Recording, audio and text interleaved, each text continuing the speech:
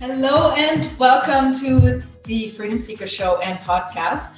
I'm your host, Yvonne Winkler, founder of the Lotus Emerging Entrepreneur Program and managing director of the Women Network Edmonton chapter. I'm also a desire map facilitator and, of course, a co-creator. And I'm here today with master publicity strategist and consultant and best-selling author Jill Lublin.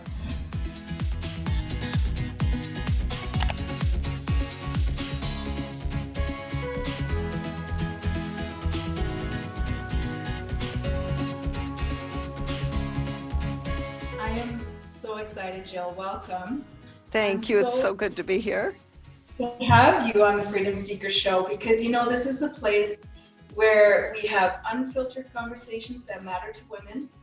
And it was born out of my love for learning and talking with others and sharing that information. So you're definitely someone I want to learn more from and share all of your brilliant wisdom on publicity and networking and kindness and influence marketing. I read that you have 4 international best-selling books.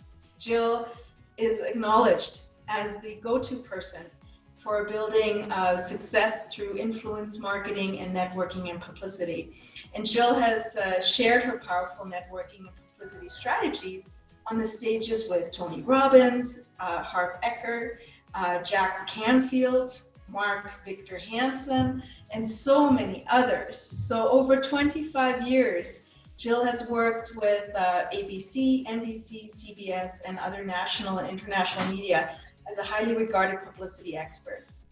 She's been featured in the New York Times, Women's Day, Fortune Small Business, Entrepreneur, Forbes, and Inc. magazines. And additionally, thousands of people have attended your popular crash course in publicity, which Jill teaches live several times a month in locations all around the US and in Canada, as well as online. And I would imagine right now, Jill, this is more of an online event than it is a live event, right? Yes, it's all virtual now, which I'm loving.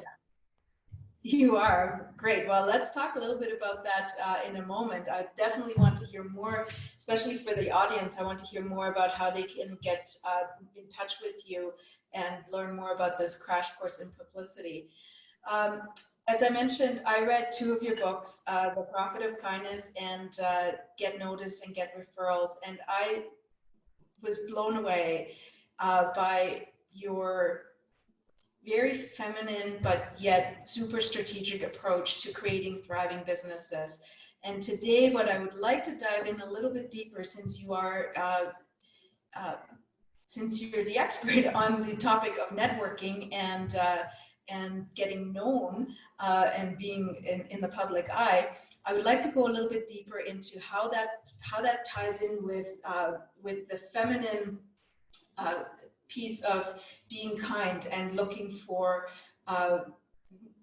more of that relationship-based business, not so much the strategic go get it selling and all of that stuff. Does that make sense?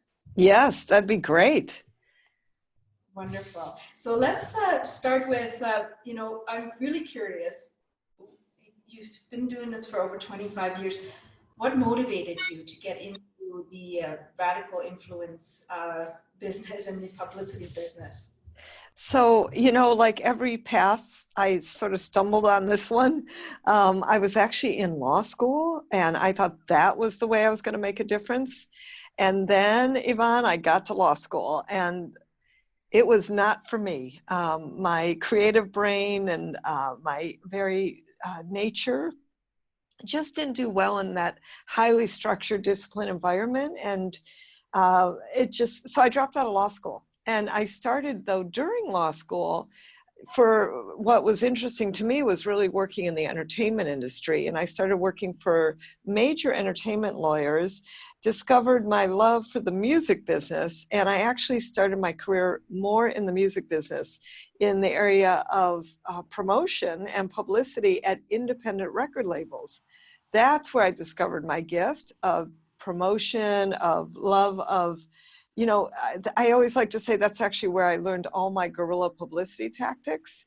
And that created the book Guerrilla Publicity, because the music business is all about perception, you know? And so I think that's just an important piece that I was able to, shall we say, discern and come across newly, something that really interested me. Oh, lovely. So the music business, and you're so right, it is all about perception and knowing knowing people to get into different publicity or into different networks, and that makes total sense to me that you would bring that to the forefront in your books. So networking, to me, was actually a really scary word until I read your book, and I'm like, wow, this is great. Because you have a beautiful way of just taking the edge out of the networking. Because let's just back it up for a second. Networking, to as much as I know about what I know about networking, was always about, you know, go to an event, you basically hand out some business cards and you say your elevator pitch, and then you hope and you follow up, and that's that.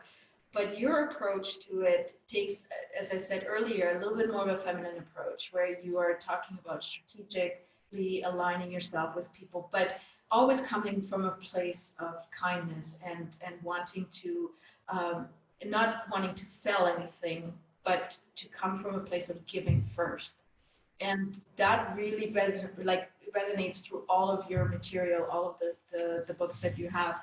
So I'm curious, uh, was that the biggest challenge your clients faced? Is that why you think, why you explored that more deeply, or where did that come from? How did you connect the dots between, you know, giving first, being kind, uh, over the profit piece? So, you know, what's interesting about that book and how it got written is actually it was created and inspired by my 85-year-old friend who I've been friends with for over 20 years. And, you know, as she's aged, I've helped her a lot in the process. Everything from, you know, running over there if she has an emergency, to doctor's appointments, to taking her to lunch, having some fun, getting that in her life too. And one of the times I was taking her somewhere and she looked over at me and she goes, you know, you are so kind. And I wish that we had a different currency, the currency of kindness. And I went, oh my gosh, that's it, right? How interesting is that? And all of a sudden, you know, that popped for me. That's sometimes how things are born, whether it's a book or a song or anything in life. An inspiration is really what it is. And that quote inspired me to write The Prophet of Kindness. And because I'd had several books already, the good news is we were able to quickly get a publishing deal. And it's a book whose time has come, because if we look at, you know, the market today, more than ever, we need kindness. You know, people are going through so much in these times, and even before. I just think kindness matters. It's so key in how we do business now. Absolutely. You know, one of the things that stood out for me, or that popped into my mind's eyes, is working with my clients. Uh, it often comes up that they want to be kind. I mean, this is the way that most people, I believe most people are kind, and they want to be kind. And then there's this little thing called business and wanting to have run a profitable business.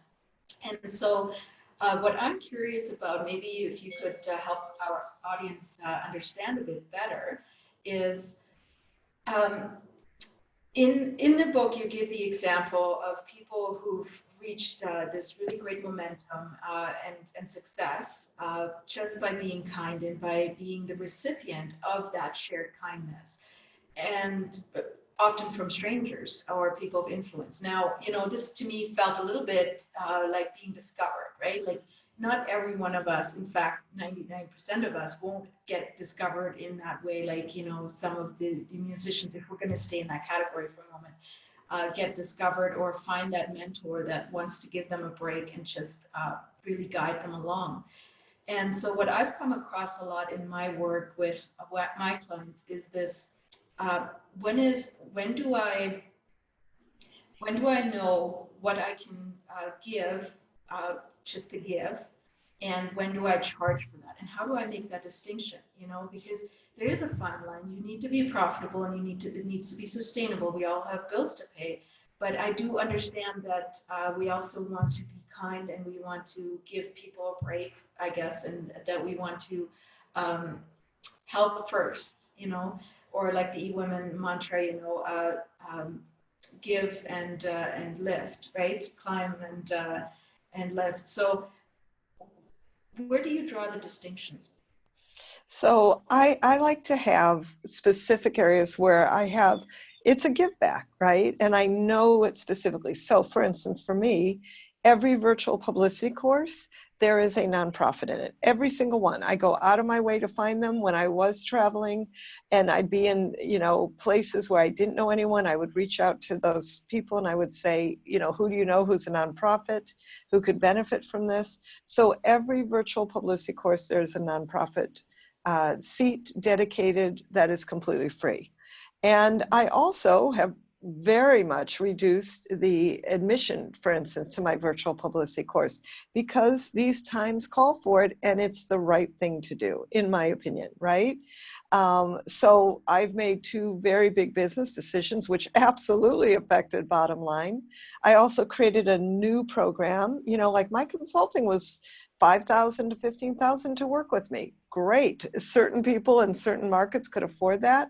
I dropped my program to like $2,500. I added new things. I made it a group program. I just did some things that this market requires, and it's been very successful, funny enough, because what I did was I made everything what I would call highly affordable to work with me individually, plus to work in the publicity course, really an easy yes. So I think making things easy yeses, but doing it in a way that's consistent for your business. I do think, scholarshiping is important at one level, whatever that means for you and your business. For me, it's a once a month, no kidding, somebody's free, right? So, each one of us has to make that decision. But for me, it's actually built into my business. And that works well. The truth is it costs me sometimes to actually find, funny enough, the participant to give the scholarship for. But that's something I'm committed to. So I just think for each of us, you have to make your decision about how it's going to work best for you. Yeah, you know what I'm hearing you say is, though, to plan for it and to put it into your business plan, really, not to just decide off the cuff here, there. Maybe give yourself that flexibility as well. But what I really heard is that you have somewhat of a structure in there, where you're saying like once a month I give a scholarship, and also I have reduced my rates for a period of time, as so many have during this time that we're experiencing right now. So it's definitely a bit more structured than just let's see where this goes, and then constantly having to ask yourself the question, okay, do I give it at 50% discount now, or do I give it for free, or do I charge full price? Because that's stressful as a business owner, especially as a rising business owner, right? Someone who's just starting out. Did you start out that way? Did you have that right from the beginning in your business model? No, actually I didn't. I started out like most of us, kind of learning along the way. I was actually, once I stopped working for others, I had a full-on PR company. Now, what I did do during that time was I took on one, now that I'm thinking about it, I actually always did have this, because I had always a nonprofit that I would dedicate time to. I've always served on a board also, additionally, where of course they expect me to do the public relations part because that's my skill set, right? But I also had to have boundaries, because guess what? A lot of nonprofits would say, hey, will you be on my board? And my answer is often no, right? It just has to really resonate for me. And I frankly don't sit on any more than one board at a time, with very rare exceptions, depending on what is really needed. So even things like serving on boards, that's a give back of time, right? But I always had a pro bono client, even in my full-on PR agency days. And now it's translated to in the virtual publicity course. So that feels really good to me. And that's my boundary. So whenever anyone keeps asking for this and that and that and this, I'm like, here's what I do. And here's my give back. Now that doesn't affect necessarily the money I give, which might be something different. Because really, what do we have every day? Time, money, resources, right? And you have to decide how you're going to allocate those. So I think as a giving person that, of course you are too, you'll be pulled and called and, oh, I'd like to do that. But I do think, we're in business to create profit. It's great. And through having a good business, you can actually make a bigger impact with your money. You have more money to make impact with. And therein, that makes a difference.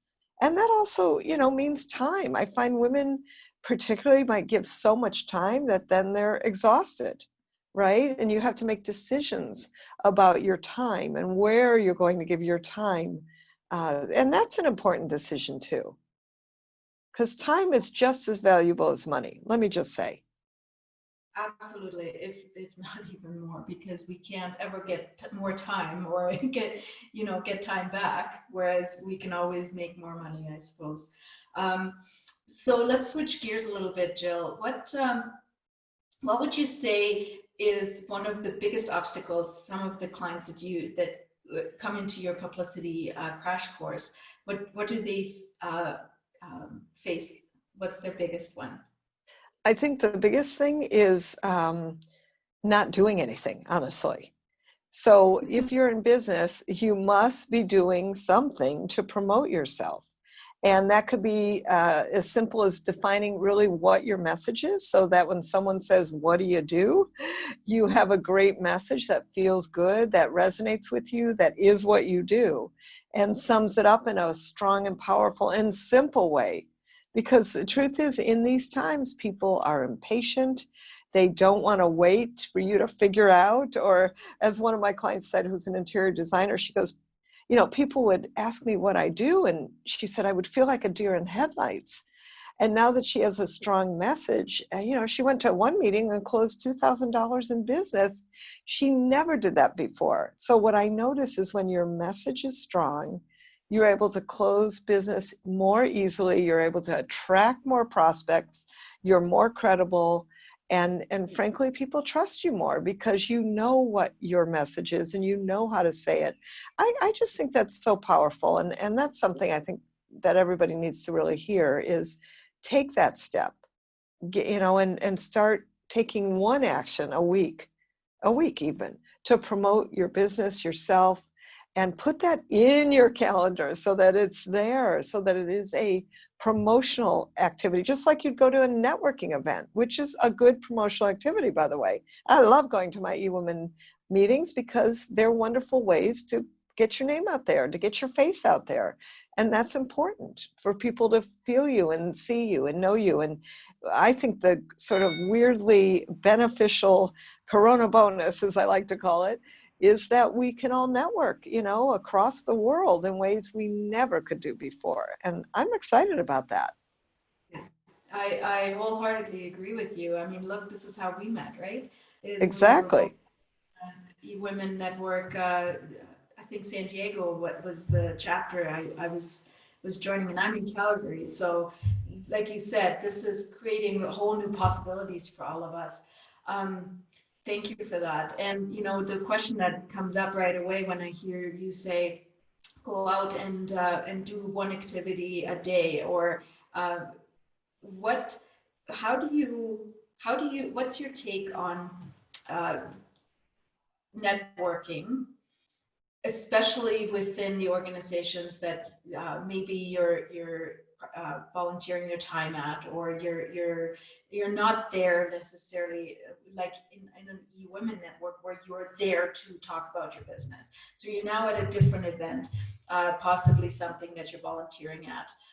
How do you make that transition, or do you? Like, do you naturally bring in your message or your self-promotion into these conversations? Well, I think the way I teach it is to create a problem today in the marketplace and tune into that, and then listen to what people need. Right? So you just don't want to, shall we say, fire hose someone with everything you do. I like a lot of you language when you're talking, and I think that's important. And you want to say enough.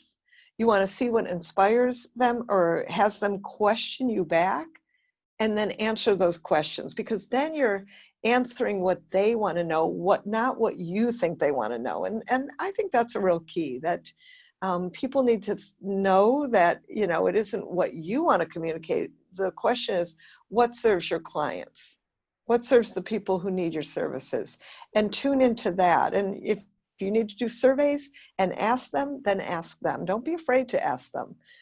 So, you know, people will tell you what they need, and sometimes what they need is beyond or different than what you're giving them. I remember a financial coach I was working with, she was enrolling people into her high level, you know, specialized consulting. And I said, well, what do you think about a financial wellness class, 3 weeks, $197? And she had so many people enroll in that class that maybe, you know, again, didn't want to take that next step. And then she more easily converted people into her next level program without trying to go so high first. Sometimes we got to, you know, stay in the, what I like to call easy yeses, and engage people. So make sure you always also have an easy yes, a class you offer, a simple, I do a free publicity webinar, even before my now already reduced 197 class, just to introduce people to it. So make sure you have multiple ways that people can meet you, can connect to you. I think that makes a big difference. I love that. Easy yeses. That's a really great tip, and something that is, um, like you said, an introductory, and it's a jumping point, right? It's not, you know, asking to enroll into your $5,000 coaching program or Right, whatever. right, Yeah. exactly. And it's really no different than, you know, if you had a brick and mortar storefront business where you would have different items at different points, or, you know, where you're inviting people to just try out what you have to offer rather than just featuring your big ticket item. Exactly. Sampling. Think of it like sampling. Yeah, beautiful. Great tip. What's the most underestimated or undervalued publicity tactic that most Mm. people don't do?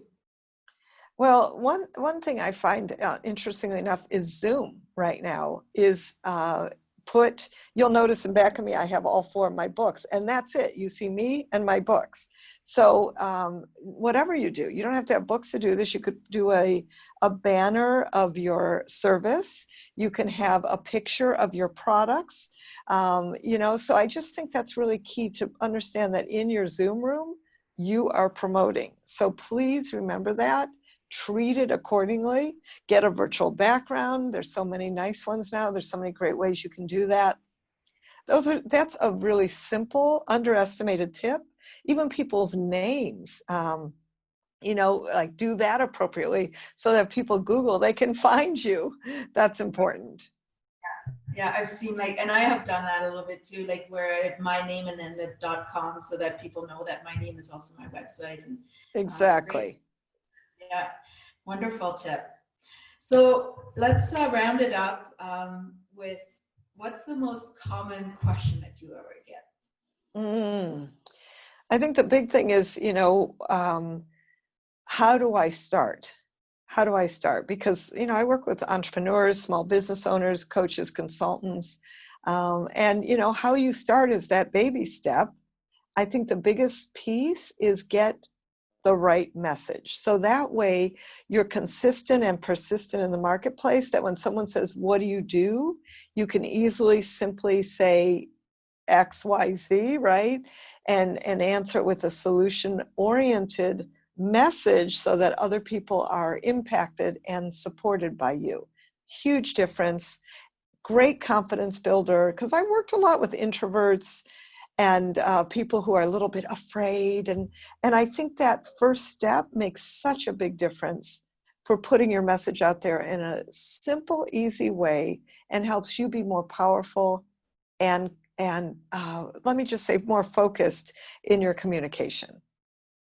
Love it, love it, love it, love it. And just to put a little bit of a hook here, if you want to learn more about how to hone that pitch or how to create that short message, and if you want to learn more from Jill on publicity and networking, please join us. We have our next virtual eWomen Network event on September 16th, and Jill will be our guest speaker at this event. So I really look forward to hearing more from you at that point, Jill. And I want to thank you so much. You are a busy woman with over 200 speaking engagements every year. I know you're busy, and I so appreciate you taking the time to share your beautiful wisdom and your wise words with us here today.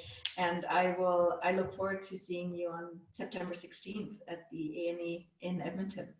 Delight to be here, Yvonne. Thank you so much for today.